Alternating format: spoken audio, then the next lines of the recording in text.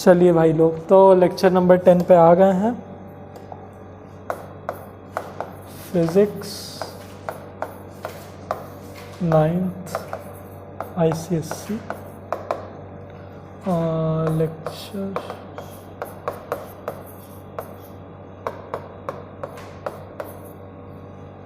Topic है आज अपना,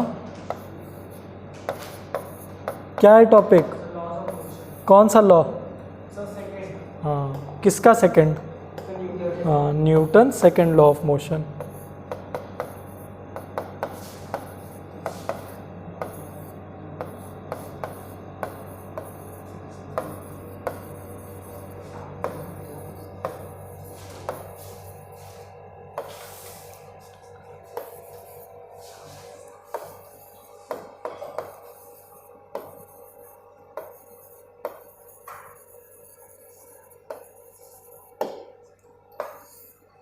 ठीक है, तो आज हम लोग पढ़ेंगे न्यूटन का सेकेंड लॉ ऑफ मोशन और लीनियर मोमेंटम के बारे में। ठीक है, तो पहली बात तो न्यूटन का फर्स्ट लॉ सबको क्लियर है। What does Newton's first law states?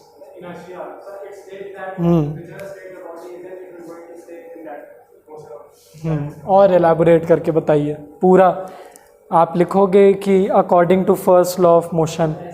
हाँ, Newton's first law of motion. Inertia, it states that whichever state the body is in, it is going to stay in that state. मैंने क्या लिखवाई थी उसमें? Inertia की बात ही नहीं की थी।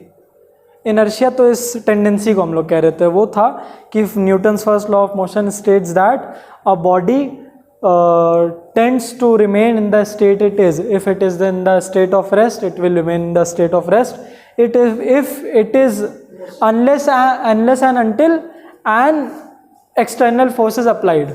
ठीक है, अब हाँ, जो बुक में दिया है आप वही कॉपी पेस्ट कर दीजिएगा। ठीक है,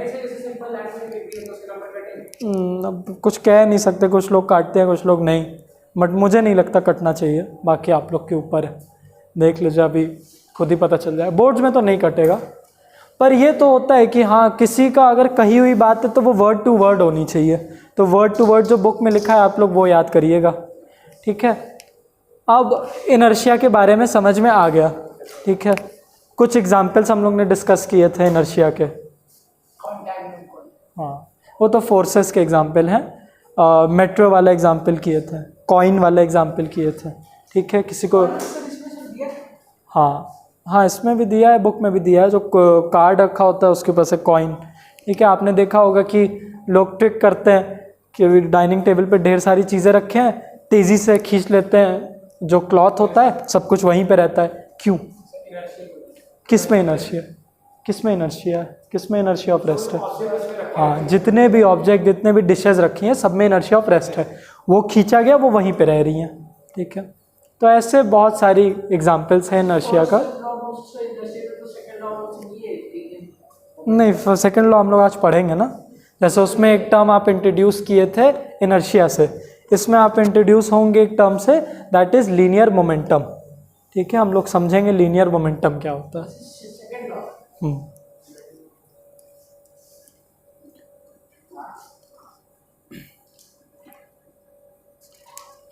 किसी ने ये टर्म पहले सुना है, मोमेंटम? क्या होता है मोमेंटम? ऐसे ही हिंदी में समझा दीजिए क्या होता है, क्या जानते हैं अभी तक मोमेंटम के बारे में?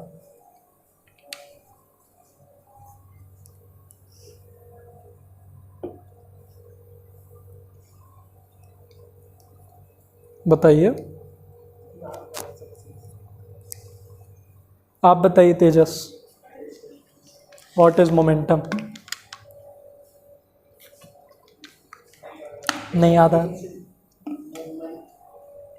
चलिए पहले समझते हैं, फिर डेफिनेशन आप लोग खुद फॉर्म कर लीजिएगा।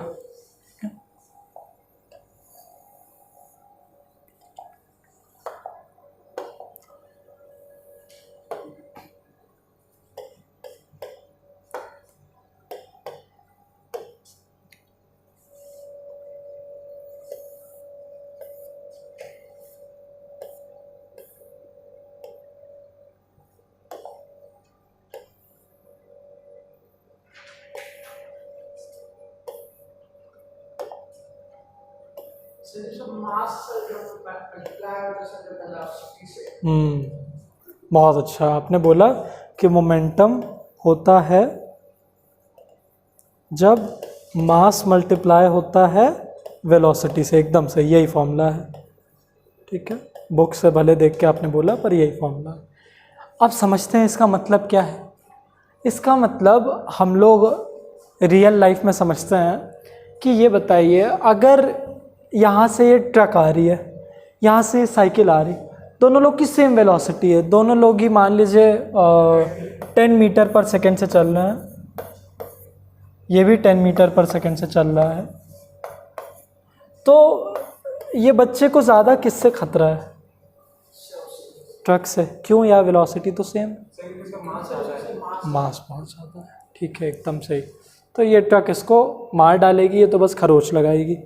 अब अगर मास ही की बात है, तो अगर इस बॉडी का मास है हमारा मान लीजिए 1000 kg, ठीक है, वैसे तो और ज़्यादा होगा, लेकिन 1000 kg इसका मास है। इसका मास है कितना? 1 kg। अच्छी बाइक लिया है कार्बन फाइबर वाली, तो 1 kg है, लेकिन या फिर 10 ले ही लेते हैं, बहुत ज़्यादा हल्की हो जाएगी। 10 kg की इसकी है, बट अभी ये साइकिल बहुत तेज़ भगा रहा है अपनी, और ये बहुत धीमे चला रहा है अपनी ट्रक, ये 1 मीटर पर सेकंड पे चला रहा है, और ये भाई साहब 100 मीटर पर सेकंड पे अपनी साइकिल चला रहा है। आज पागल ही हो गए हैं ये, 100 मीटर पर सेकंड पर साइकिल चला रहे हैं। ऐसा तो टेक्निकली पॉसिबल नहीं है, लेकिन अब इस बच्चे को किससे ज़्यादा खतरा है, इस ट्रक से या इस साइकिल से? ट्रक से। क्यों?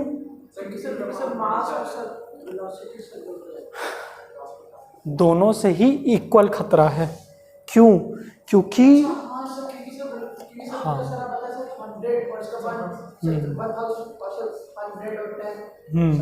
ठीक है, तो ये समझ में आया। और अगर इसका मास मैं 100 kg कर दूं, तो किससे ज़्यादा खतरा है? साइकिल से। सोचिए, अब ट्रक से ज़्यादा खतरनाक इसके लिए साइकिल हो रही, तो इसके लिए ये जिम्मेदार है मोमेंटम। इस डायग्राम से थोड़ा बहुत क्लियर हुआ मोमेंटम के बारे में। मोमेंटम वो टेंडेंसी होती है बॉडी की जो उसको मोशन में रखती है, ठीक है। बहुत ज़्यादा सिमिलर वर्ड है मोशन और मोमेंटम, लेकिन मोशन में सिर्फ वेलोसिटी कंसिडरेंस में, मोशन में सिर्फ बात करते हैं body is moving with the velocity of इतना मीटर पर सेकेंड। हम लोग उसमें ये नहीं करते कि अब बॉडी ऑफ मास इतना is moving with velocity of इतना। हम लोग बोलते हैं अब जब मोमेंटम की बात होगी तो हम लोग बोलेंगे a body has a momentum of, a body has a momentum of, या फिर a body of mass 1000 kg is moving with the velocity of 1 meter per second. What is the momentum of that body? तो momentum क्या होता है कि एक भारी या फिर एक हल्की बॉडी कितने वेलोसिटी से चल रही है। मोशन क्या होता है, एक बॉडी कितने वेलोसिटी से चल रही है, उसमें मास का कोई खेल नहीं है। तभी तो आपको मान लीजिए अगर ये बच्चे को किसी को ढकेलना हुआ,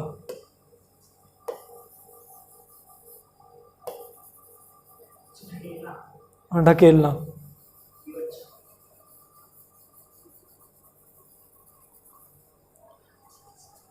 अब ये सेकेंड लॉ में थोड़ा बहुत फर्स्ट लॉ भी इंक्लूडेड है। क्यों? अगर इस बच्चे को किसी एक बॉडी को ढकेलना हुआ तो और ये किसको चूज करेगा ढकेलना? साइकिल को। क्यों? साइकिल के समास से कम है सर, उससे एनर्जी से कम लगेगी। क्यों? ये आप क्यों कह रहे हो? क्योंकि सर बहुत अच्छा। नहीं नहीं नहीं, मोशन में दोनों लोग रुके हुए हैं।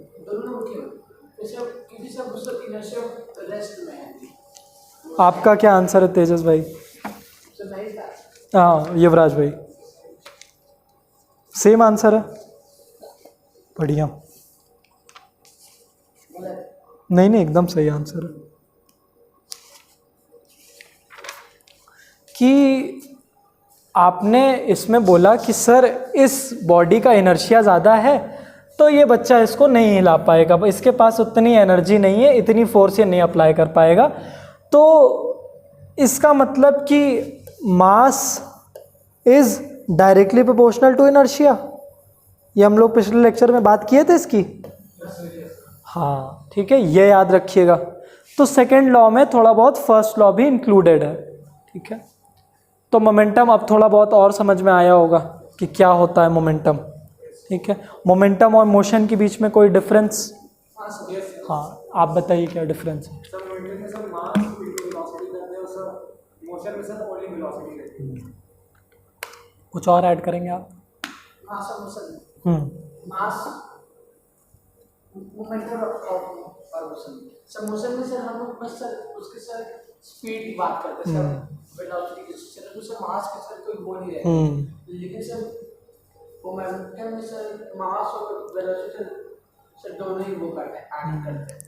जितने भी वेपन्स होते हैं वो इसी मोमेंटम को साथ में रख के चलते हैं। कैसे? अब अगर किसी बंदे को ऑप्शन मिले, या फिर ऐसे समझते हैं कि ये 10 किलो का पत्थर है, ठीक है, और यहाँ दो लोग की लड़ाई हो रही है और दूसरी तरफ ये इसके पास गन है, ठीक है। अब ये किसको ले जाना चूज करेगा? 10 किलो के पत्थर को अपने साथ कि गन को? गन को। लेकिन गन के अंदर जो बुलेट भरी है उसका मास मुश्किल से 100 ग्राम, मुश्किल से 100 ग्राम है। केजी में कन्वर्ट करें कितनी होगी? 0.1 केजी। 0.1 केजी पे इसको कितना भरोसा है? ये तो इससे कितने टाइम ज़्यादा है? 100 टाइम ज़्यादा है।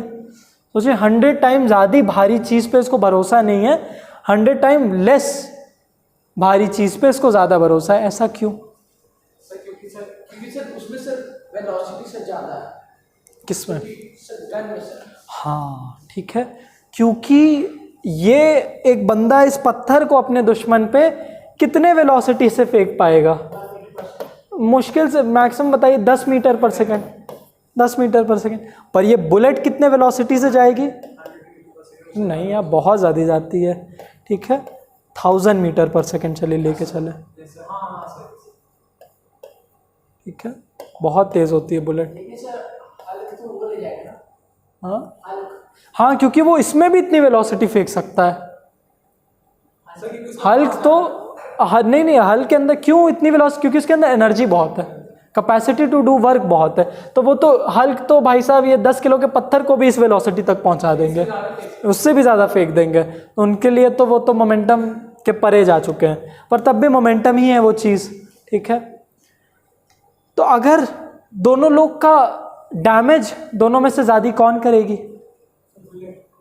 बुलेट। पक्की बात? सोचिए। सर डैमेज की बात है तो सर वो करेगी। अच्छा, अगर ये बुलेट मैंने दुश्मन पे चलाई और ये पत्थर फेंका तो दोनों में से ज़्यादा डैमेज सर डिपेंड करता है उसकी वेलोसिटी। दिया तो हुआ है वेलोसिटी, दिया तो हुआ है दोनों चीज़। नहीं सर मैं बोल रहा हूँ कि सर वो सर डैमेज उसका डिपेंड करेगा कि सर उसकी वेलोसिटी कितनी है, सर स्टोन की और सब बुलेट। दिया तो है। नहीं सर मैं बोल रहा हूँ सर मैं ये बोल रहा हूँ सर पत्थर की वेलोसिटी सर 10 मीटर पर सेकंड, तो सर उसको कम डैमेज होगा। पर सर बुलेट की वेलोसिटी से ज़्यादा, तो सर उसको ज़्यादा डैमेज होगा। तो आपके हिसाब से ये ज़्यादा डैमेज करेगी, आपके हिसाब से ये। चलिए, डैमेज का पता कैसे चलेगा? मोमेंटम से। डैमेज का कैसे पता चलेगा? मोमेंटम से। मोमेंटम को हम लोग डिनोट करते हैं P से, ठीक है। P is equal to mv, आपने बताया, मास इंटू वेलोसिटी। इसका मास है 10 kg इंटू 10 मीटर पर सेकेंड, जो कि निकल के आया 100 kg मीटर पर सेकेंड, ठीक है। इतना आया, इसका निकालें, उसके sir 100 P is equal to mv।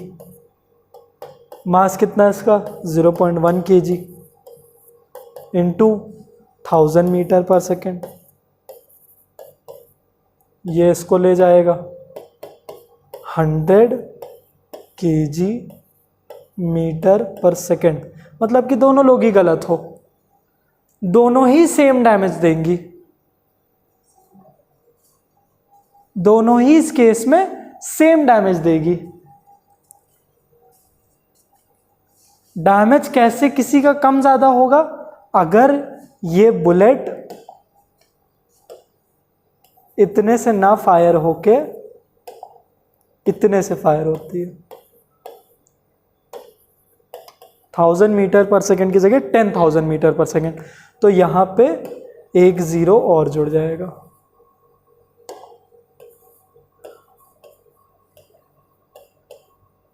ठीक है, तो मोशन पे नहीं देखना है।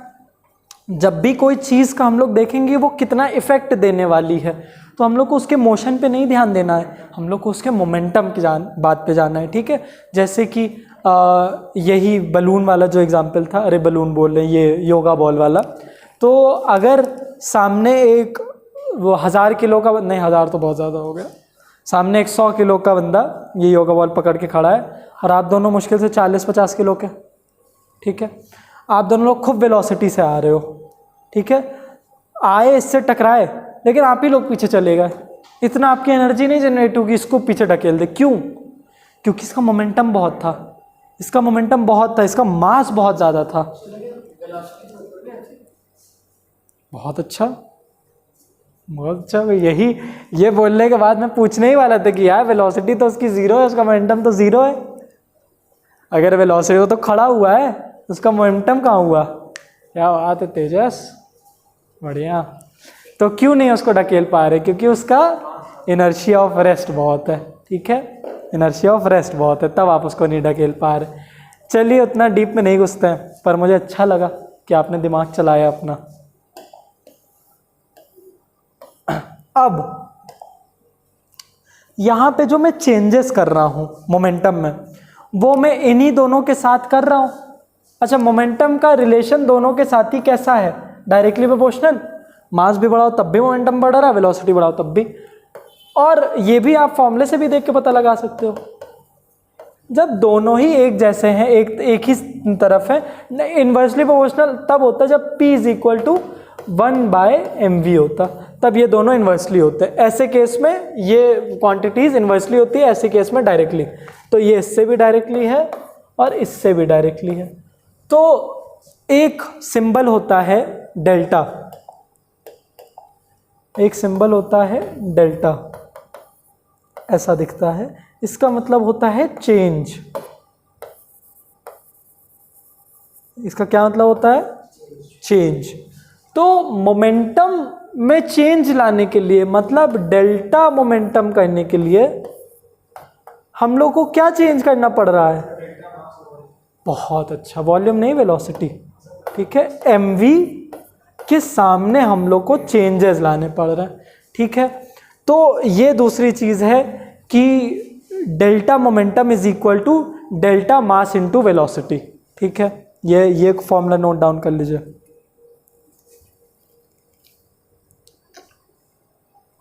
और मोमेंटम की एसआई यूनिट क्या होती है? हम लोग जो इतनी देर से ऊपर लिख रहे थे, हाँ बहुत अच्छा। मास की क्या होती है? केजी। वेलोसिटी की क्या होती है? मीटर पर सेकेंड। दोनों को मल्टीप्लाई कर दीजिए तो केजी मीटर पर सेकेंड। अभी हम इसको न्यूटन में भी कन्वर्ट करना सीखेंगे। ठीक है, और ये कैसी क्वांटिटी होगी, स्केलर या वेक्टर? सोचिए सोचिए अच्छे से। क्यों?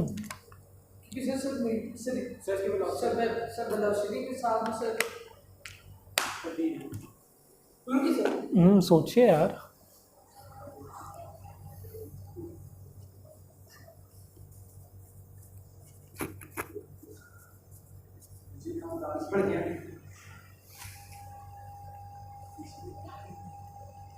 टाइम होता है, डायरेक्शन होता है, सर खुद ही कंफ्यूज है सर।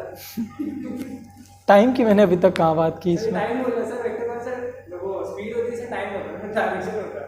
मैग्नीट्यूड बेस्ड डायरेक्शन, हाँ इसमें पता है अच्छा वो बोल रहे मैग्नीट्यूड प्लस टाइम। वाह सर जी, clear हो गया। स्केलर होगी आपके हिसाब से। आप प्रूव करिए क्यों स्केलर होगी, आप प्रूव करिए क्यों वेक्टर होगी। अगर सर ये सिर्फ मोशन में है फिर ये सर वेक्टर होगा। मोशन में तभी तो मोमेंटम होगा उसके अंदर। अगर वो मोशन ही में रेस्ट में तब तो मोमेंटम जीरो है उसका। सर वेक्टर है, क्यों वेक्टर है? क्योंकि सर मोमेंटम सब जब सर मास और वेलोसिटी से दोनों होती है, तो सर वेलोसिटी में सर सब स्पीड स्पीड है है सर, वेक्टर वेक्टर होती है। हाँ ये आपने अच्छा बोला, क्योंकि वेलोसिटी एक वेक्टर क्वांटिटी है। तो जिस डायरेक्शन में वेलोसिटी होगी उस बॉडी की, जैसे कि हम लोग बोलते हैं 40 मीटर पर सेकेंड टुवर्ड्स ईस्ट, तो मोमेंटम भी उस बॉडी का क्या होगा 100 किलो की बॉडी का टुवर्ड्स ईस्ट।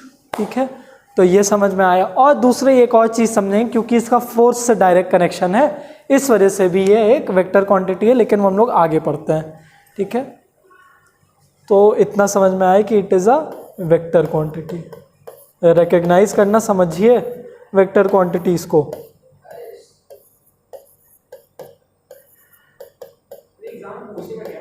हाँ एमसीक्यूज में पूछता है कि आपको चीज़ें दे देगा, बताइए इट इज़ अ वेक्टर या स्केलर क्वांटिटी। उससे ज़्यादा तो आपको कॉन्सेप्ट में मदद करेगा, आप यूनिट को देख के समझ पाओगे। ठीक है, हम लोग धीरे धीरे बढ़ रहे हैं न्यूटन के सेकंड लॉ पे। अभी तक न्यूटन का सेकंड लॉ आया नहीं है, अभी तक न्यूटन के सेकंड लॉ पे हम लोग पहुँचे नहीं हैं, हम लोग बढ़ रहे हैं। अभी इतना हम लोग को पता है कि डेल्टा मोमेंटम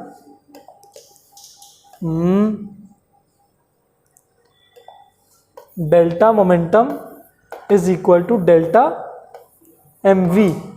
ठीक है, तो इसका मतलब कि वेलोसिटी कैसी हो सकती है, वेलोसिटी कैसी हो सकती है, एक इनिशियल वेलोसिटी होती है, एक फाइनल वेलोसिटी। तो अगर फॉर एग्जांपल कोई बॉडी, कोई 1 किलो की बॉडी किसी वेलोसिटी 10 मीटर पर सेकेंड से जा रही थी, उसको थोड़ा सा और फोर्स दे दिया गया, तो उसका मोमेंटम बढ़ जाएगा, बढ़ जाएगा कि नहीं? क्यों? हाँ क्यों? क्योंकि फोर्स ने जन्म दिया एक्सेलरेशन को, और एक्सेलरेशन की वजह से दोनों वेलोसिटीज़ के बीच में डिफरेंस बढ़ा। ठीक है, चलिए, तो मतलब कि मोमेंटम इनिशियली जो था, momentum initial is equal to, mass तो कांस्टेंट रहेगा बॉडी का, p initial, momentum initial, mass तो कांस्टेंट रहने वाला है बॉडी का, फोर्स लगने से उसके मास पे कोई डिफरेंस नहीं आएगा, तो मास m, और पहले इनिशियल वेलोसिटी से चल रहा था तो u, फिर उसके बाद फोर्स लगा बॉडी पे, अब मोमेंटम फाइनल, फोर्स लगने के बाद कैसे वो बॉडी मूव कर रही, मास वही रहने वाला है m, पर वेलोसिटी अब क्या हो गई, v हो गई। तो डेल्टा p क्या होगा, कोई बताएगा? चेंज इन मोमेंटम कितना आया बताइए, बोलिए बोलिए। डेल्टा मोमेंटम कितना होगा, चेंज। हाँ मतलब यहाँ इतना देखने के बाद बताइए डेल्टा मोमेंटम क्या होगा। Sir mass into final velocity minus mass into final velocity. बहुत बढ़िया होगा, बढ़िया। ठीक है, तो आपको क्या करना है, डेल्टा मोमेंटम ढूंढने के लिए momentum final minus momentum initial. आपने उल्टा बोला, आपने बोला कि momentum initial minus momentum final, बोला कि नहीं?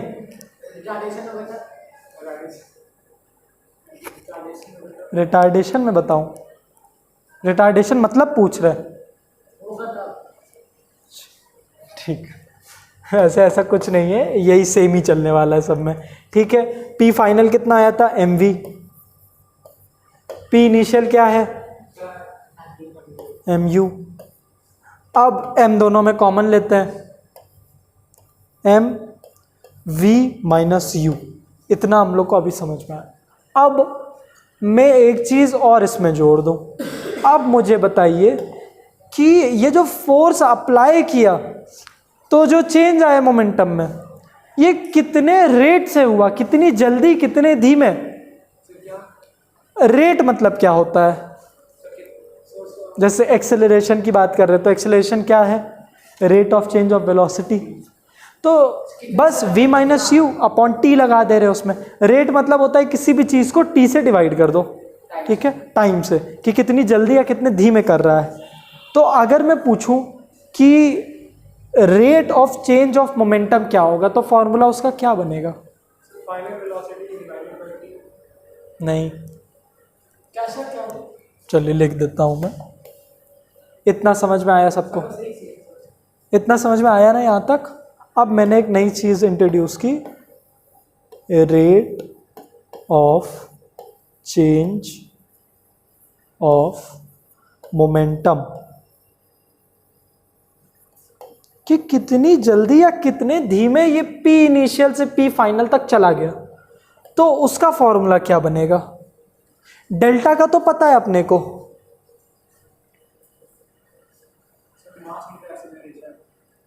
बुक खोल के बता रहे, पहुंच भी नहीं पा रहे आप वहां तक। अभी इसके बाद, इस स्टेप के बाद पहुंचेंगे, इसीलिए मेरे क्लास में बुक खोलने से आप लोग आंसर नहीं कर पाओगे। Delta MB upon delta.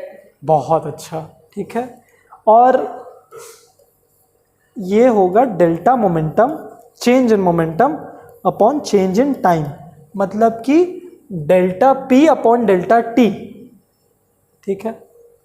जो चेंज इन मोमेंटम हुआ, कितने चेंज ऑफ टाइम में हुआ, वो हम लोग को rate of change of momentum दे देगा। कंफ्यूजिंग तो नहीं हो रही क्लास? नहीं, मुझे लग रहा हो रही है। नहीं सर, एकदम फॉलो कर रहे हो सब लोग? हाँ सर। नहीं तो मैं शुरू से फिर बताऊं। नहीं सर, पहले से इनिशियल से सर फाइनल सर वो करते थे सर एक्सेलरेशन निकालने के लिए। सर तो सर एक्सेलरेशन सर जब इसमें सर जब लगेगा सर जब फिर तो करेंगे ना। एक्सेलरेशन तो अभी टर्म इंट्रोड्यूस नहीं कर रहे। यहाँ तक सबको क्लियर हो रहा ना कि मैं फिर से समझाऊं? जब दिक्कत आए तो बताइएगा क्योंकि इंपॉर्टेंट है ये। अब डेल्टा पी का फॉर्मूला हम लोग पहले निकाल चुके हैं।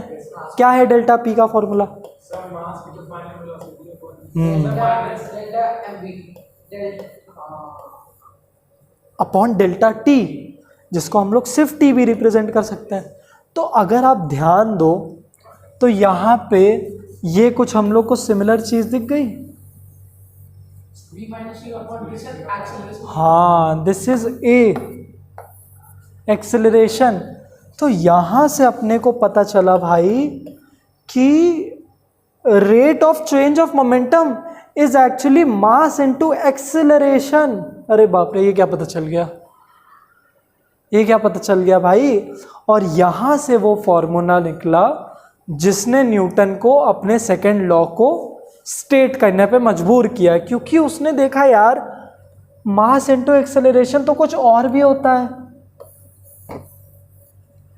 क्या होता है कुछ और? नहीं, मास इनटू एक्सेलरेशन और क्या बताता है हम लोग को? मास से एक्सेलरेशन सर वेलोसिटी से कितनी जाती है। ये फॉर्मूले से हम लोग क्या कैलकुलेट करते हैं एमए से? एर्थ में पता नहीं, एर्थ का तो नहीं पता। हाँ शायद दिया है, हाँ दिया है, एर्थ में दिया है। हाँ, रेट ऑफ चेंज और क्या करते हैं? एक और चीज़ कर सकते हैं इससे। कितने समय में सर कितने से कितना जा रहा है। ये आप एकदम सही बता रहे हो, लेकिन एमए और क्या डिनोट, जैसे कि एमवी डिनोट करता है क्या? मोमेंटम, ठीक है। फोर्स इंटू डिस्प्लेसमेंट क्या डिनोट करता है? वर्क। तो वैसे ही एम इंटू ए क्या डिनोट करता है? पैसा? पास्कल नहीं, प्रेशर। प्रेशर नहीं, प्रेशर तो होता है फोर्स अपॉन एरिया।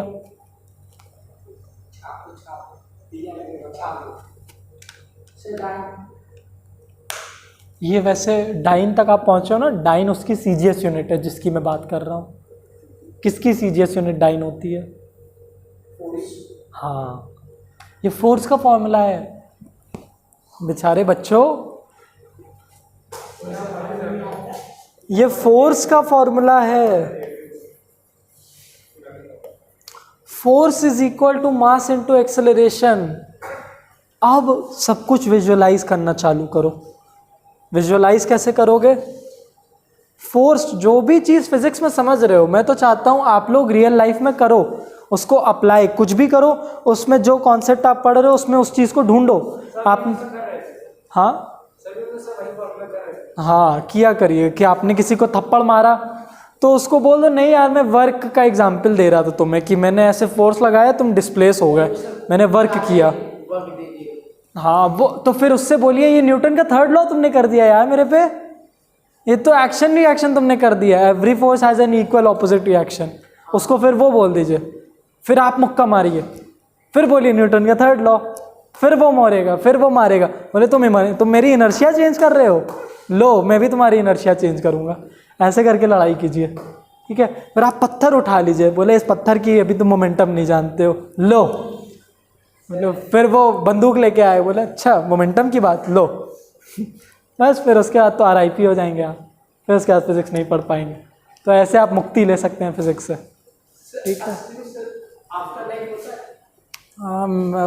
अभी फिलॉसफी क्लास नहीं है, ठीक है। तो हम लोग ने क्या देखा? Rate of change of momentum is equal to force, and this is our Newton second law of motion. Sir rate of change of momentum is equal to force, लिखिए न्यूटन का सेकेंड लॉ, लिखिए Newton second law of motion. According to Newton's second law of motion, according to Newton's second law of motion, the rate of change of momentum, the law of motion, the rate of change of momentum is directly proportional, momentum of a body, the rate of change of momentum of a body is directly proportional to the force applied on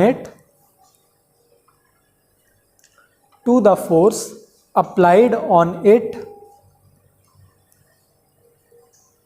and the change of momentum। क्या हो गया? कहाँ छूट गया? अरे बोलिए हम लिखवा दे रहे हैं।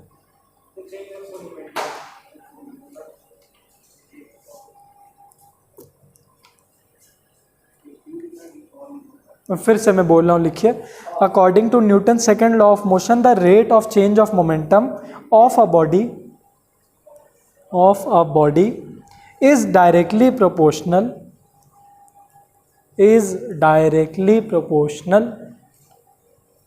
to the force applied on it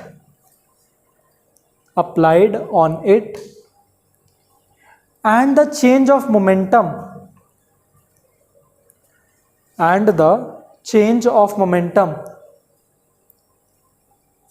takes place in the direction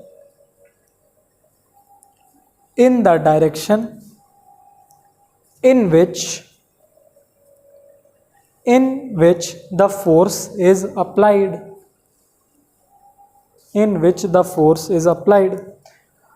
अब ये सबसे मुश्किल लॉ ऑफ मोशन स्टूडेंट्स को लगता है, सबको लगता है यार ये तो बहुत बड़ा है, समझ में ही नहीं आ रहा, लेकिन अब हाँ ये याद तो करना पड़ेगा, पूरा स्टेटमेंट याद करना पड़ेगा। लेकिन अब हम लोग को समझ में आ रहा है कि ये कहने का मतलब क्या है इसका। इन्होंने बोला कि न्यूटन भाई ने देखा कि यार कोई भी बॉडी है, ठीक है, एग्जाम्पल, चलिए अब हम लोग इस चीज़ को हम लोग यहाँ तक समझ चुके हैं कि delta P rate of change of momentum upon delta T is equal to force, ठीक है, मतलब कि force is directly proportional to delta P. अब इसको समझते हैं रियल लाइफ में। क्या इसको किसी एग्जाम्पल के साथ करें, मतलब आपको वॉलेंटियर लेके करें, आप दोनों को मैं वॉलेंटियर लेके करूं इसको कि एग्जाम्पल बोर्ड पे ही करूं? वॉलेंटियर, कौन वॉलेंटियर आएगा यहाँ पे? नेक में पेन है आपके? नेक में पेन है? तो मतलब आप लोग नहीं आ पाएंगे, कोई नहीं, मैं एग्जाम्पल ही लेता हूँ।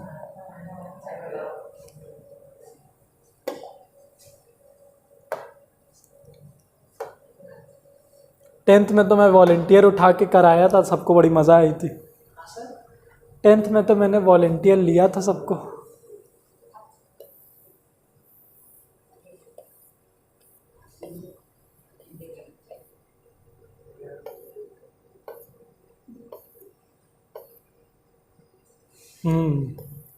फुटबॉल का हम लोग एग्जाम्पल ले सकते हैं।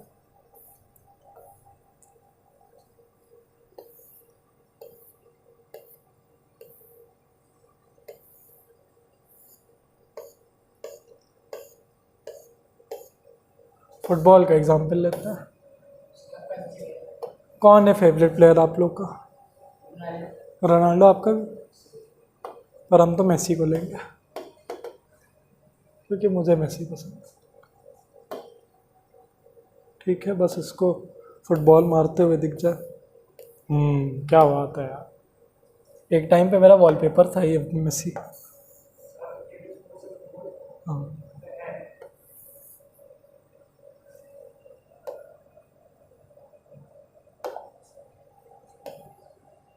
अब देखिए। हाँ देखिए, अब इस बॉल को हम लोग स्टडी करते हैं कि मैच में इस बॉल का क्या हाल होता है। एडिडास की बॉल है हमारी, कौन सी बॉल है कोई बताएगा? हाँ एडिडास की तो है, इस फुटबॉल का भी नाम है, इस फुटबॉल का भी नाम है पर मैं भी भूल रहा हूँ। चलिए ठीक है, मैं भी भूल रहा हूँ इस फुटबॉल का नाम, कुछ तो होता है एडिडास की। चलिए, अब हम लोग इतना जानते हैं कि मेसी के किक मारने से पहले ये फुटबॉल मोशन में तो थी। ठीक है, मतलब कि फुटबॉल में कोई मोमेंटम थी already. Let the mass of this football भी 1 kg, इतना तो होता नहीं है पर अपने इजी रखने के लिए 1 kg की फुटबॉल है, ग्राम्स में होती है। ठीक है, और वेलोसिटी इसकी पहले थी 10 मीटर पर सेकेंड से चल रही थी। हाँ बहुत अच्छा, ठीक है, यू मान लेते हैं, गुड। इनिशियल वेलोसिटी चल रही थी 10 मीटर पर सेकेंड से, मतलब इसका मोमेंटम कितना होगा? 10 kg मीटर पर सेकेंड। अब मेसी ने, द गॉड ऑफ फुटबॉल ने, इस फुटबॉल को किक किया, इस फुटबॉल पे अपनी फोर्स अप्लाई की, करी कि नहीं? What is force? A push और अ पुल। तो इसने अपने पैर से उसको पुश किया ना। अब एक एडिशनल फोर्स दिया इस मेसी भाई ने, मान लीजिए 10 न्यूटन का, इसी फुटबॉल को। तो अगर हम लोग निकालें, इस फुटबॉल का मास था 1 kg, तो मतलब एक्सेलरेशन इन्होंने दी होगी कितने की? 10 मीटर पर सेकेंड की। या फिर ये ज़रूरी नहीं है, या फिर इतना डिटेल में नहीं घुसते हैं हम लोग। ठीक है, इतना डिटेल में नहीं जाते, कंफ्यूजन होगी। हम लोग यहीं तक रहते हैं जितना हम लोग को पढ़ना है। ठीक है, इतनी इन्फो अभी तक अपने को पता है ना।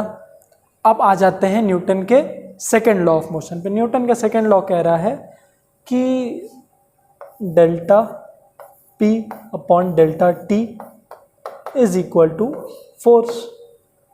तो फोर्स हमारे मेसी भाई ने दी 10 न्यूटन की, तो delta P upon delta T को हम लोग मान ले रहे हैं कि 2 सेकंड या फिर 1 ही सेकंड में इस बॉडी ने अपनी एक वेलोसिटी पकड़ ले ली है। हम लोग इस बॉडी की अभी फाइनल वेलोसिटी जान जाएंगे इस फॉर्मूले से। 1 second is equal to 10 newton. फिर उसके बाद डेल्टा पी का क्या फॉर्मूला है, एम वी माइनस यू और नीचे 1 लगा हुआ है, 1 second is equal to 10 newton. अब सब कुछ क्रॉस करते हैं। अगर एम यू की भी, हाँ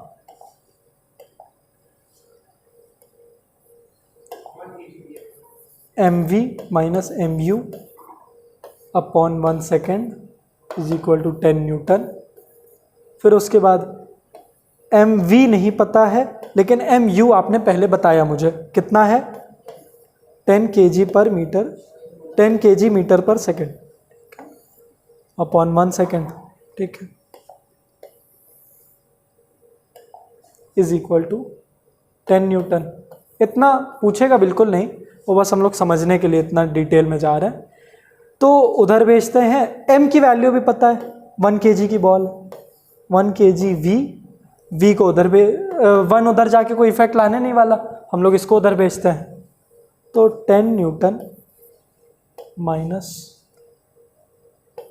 नहीं plus 10 newton is equal to इतना, 1 kg को भी नीचे भेजते हैं। हाँ अच्छा, अब अभी आप लोगों को डाउट भी होगा, सही है न्यूटन को आपने इसमें कैसे कन्वर्ट कर लिया। असल में होता क्या है, यही होता है 1 न्यूटन के बराबर, ठीक है, यही 1 न्यूटन की वैल्यू है, तो हम लोग ऐसे लिख सकते हैं, ठीक है।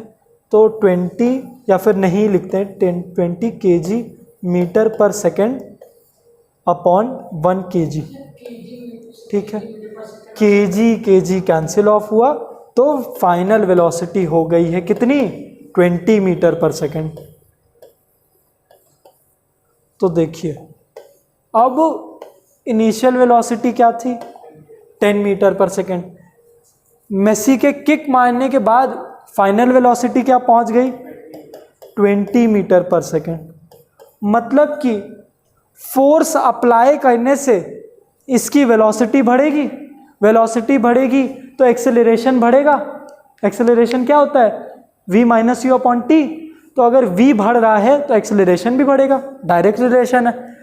तो यही स्टेट करता है रेट ऑफ चेंज, मतलब जितना ज़्यादा फोर्स आप अप्लाई करोगे किसी बॉडी पे, उसका मोमेंटम उतना बढ़ता चला जाएगा। क्लियर है ये?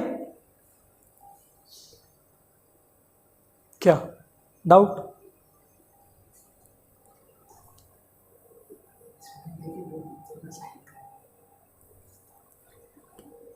और अब ये तो इजी एग्जाम्पल है जब हम लोग मोशन की बात कर रहे हैं। अब हम लोग आते हैं जब फोर्स है ऐसा जो किसी मोशन वाली बॉडी को रेस्ट पे लाए।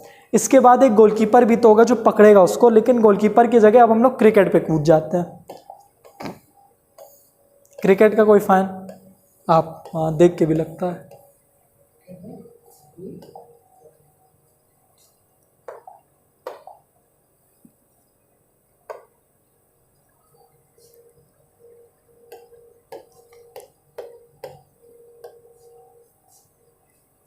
कैच की बात करेंगे हम लोग।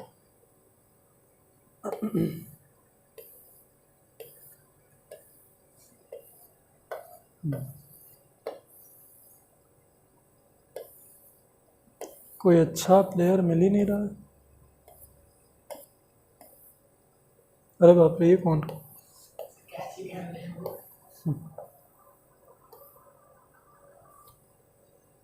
कोई प्लेयर आप बताइए जो मानो हम लोग उठा लें उन्हीं को। कौन ये? कौन है बीडी? ये भाई हमें नहीं पता है कौन ये। उठा लें, ऐसे ही अच्छे से नहीं कर रहे कैच, ये बेचारे खुद ही गिर रहे हैं। ये हाँ पकड़ा तो है, अंदर हाथ में पकड़ा ही तो होगा ना बॉल, या फिर देख रहे रिलेटेड इमेजेस। हाँ यहाँ समझ में आ रहा ना। ये क्या कैच पकड़ा है भाई।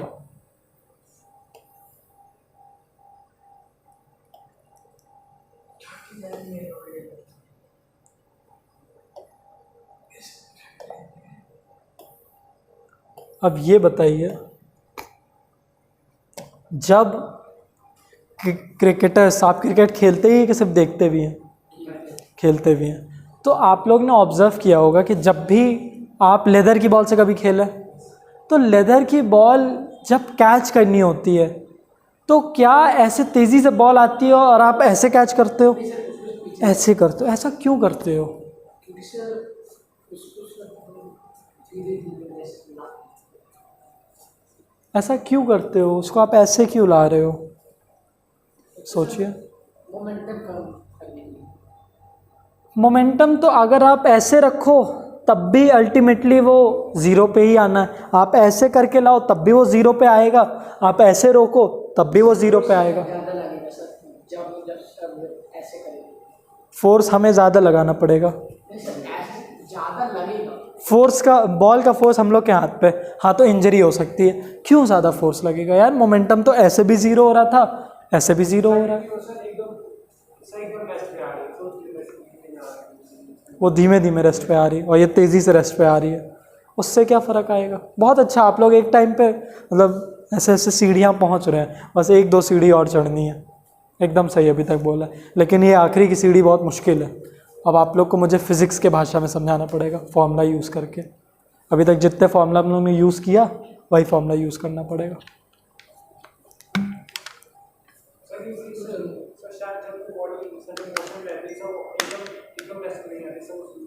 नहीं आ सकती है आपकी। तो अगर यही रबड़ की बॉल हो तो आप आराम से पकड़ लोगे, कोई डर नहीं लगेगा आपको। हाँ लाओ, पकड़ लिया। क्यों लेदर की बॉल में इतना डर लग रहा है? क्योंकि सर उससे मास ज़्यादा है। हाँ, मतलब मोमेंटम उसका ज़्यादा है, ठीक है। मगर मोमेंटम उसका ज़्यादा होते हुए भी ऐसे भी आप ज़ीरो पे लाओगे और ऐसे भी ज़ीरो पे लाओगे, तो अल्टीमेट गोल है आपका ज़ीरो पे ही लाना। तो फोर्स तो आपका उतना ही खर्च होना है, ठीक है, क्योंकि आप ज़ीरो पे ला रहे हो। तो डायरेक्ट रिलेशन है, जितना मोमेंटम है उतना फोर्स आपका खर्च होगा। क्यों आप ऐसे ला रहे हो? क्यों ऐसे पकड़ने पे इंजरी हो जा रही है?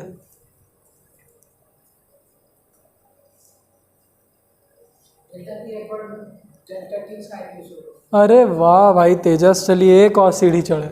इसी को आपने ये बहुत अच्छी चीज़ बोल दी। Delta P upon delta T यहाँ पे रोल में आ चुका है। Very good. सोचिए अब और।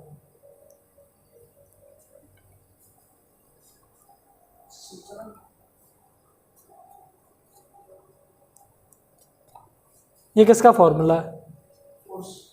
फोर्स का। बहुत बढ़िया।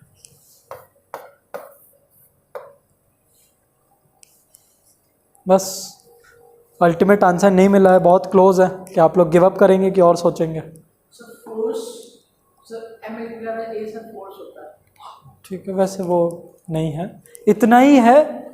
और आपको सोचना है कि आप लोग गिव अप कर रहे हो। सोचेंगे, सोचिए।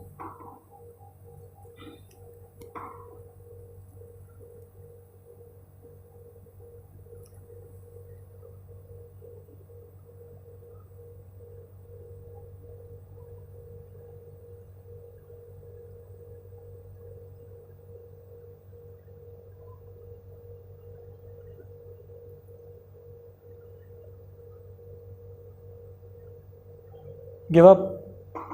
दोनों लोग का आखिरी सीढ़ी पे give up.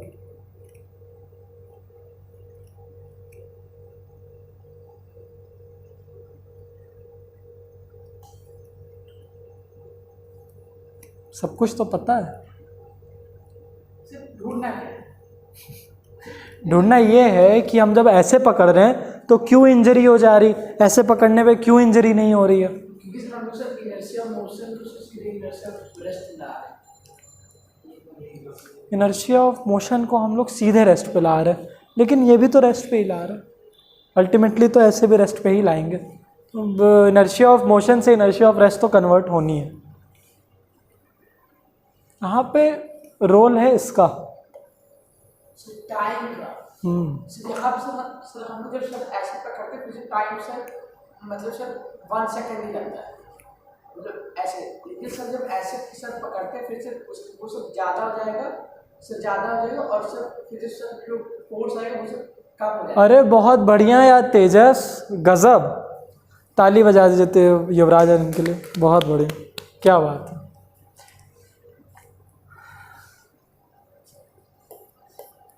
This is called जब साल में एक बार तुक्का लग जाए। नहीं नहीं यार, अच्छा आंसर दिया आपने। ये इसलिए होता है कि आपका देखिए चेंज ऑफ मोमेंटम तो हो रहा है, ठीक है, फाइनल वेलोसिटी से, अरे इनिशियल वेलोसिटी से फाइनल वेलोसिटी ज़ीरो तो आनी है, हमको मोमेंटम को तो एक टाइम पे ज़ीरो करना है।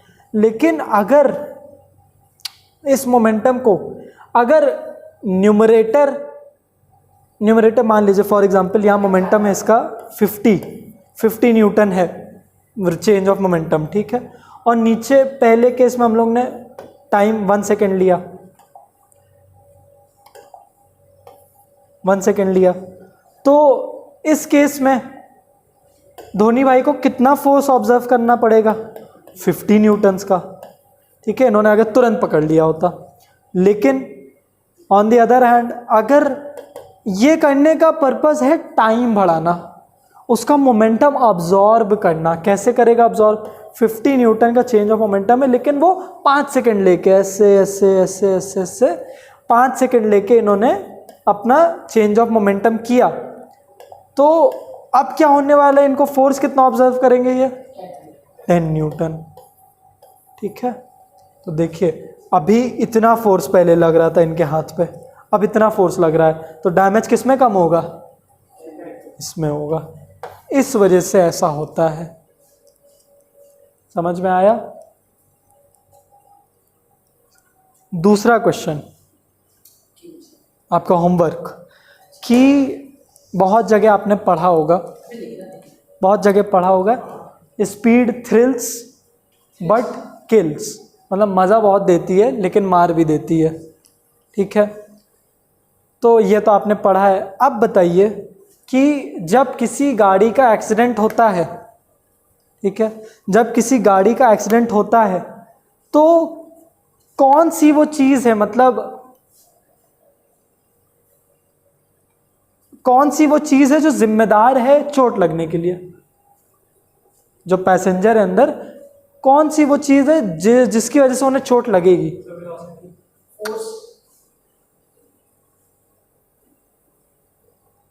एक टर्म,